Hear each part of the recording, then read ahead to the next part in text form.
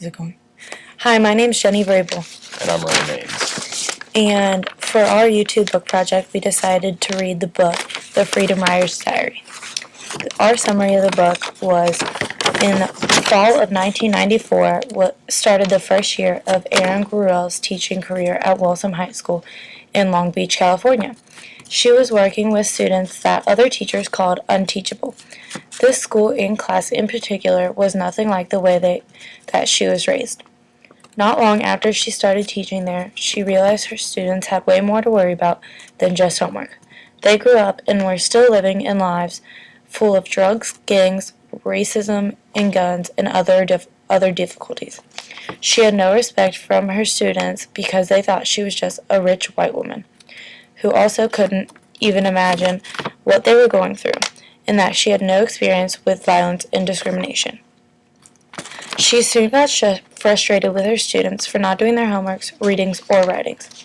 She got even more frustrated when the kids didn't care because they were put in classes that were called the remedial classes, stupid classes, or basic classes.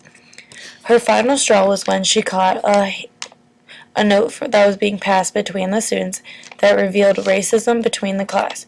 She told her class that this kind of hate and situation is what led to the Holocaust. When she found that her students had no clue and had never heard of the Holocaust, she decided to make them read Anne Frank, The Diary of the Young Girl. She decided to provide each student with a journal for them to have a place to discuss their feelings and what was going on in their lives.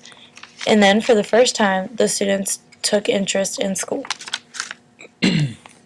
In 1996, in order to bring history to life, the students created an event called the Readathon for Tolerance to raise money to bring Mipe Geist, the woman whose family helped hide Anne Frank, to their school.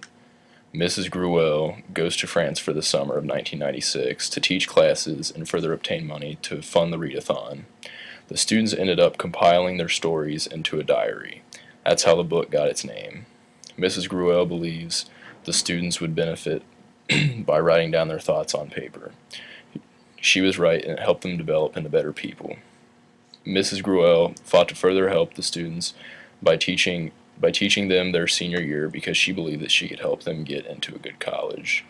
The group became known as the Freedom Riders and went to New York to receive the Spirit of Anne Frank Award in 1998. Also in 1998, the group traveled to Europe and visited the Anne Frank House and other concentration camps in order to follow up what they learned in high school. All 150 Freedom Riders graduated from high school and went on to college, which proved Mrs. Gruel accomplished the goals she set for her students. All in all, we love this book, and we thought it was very informative of being a teacher.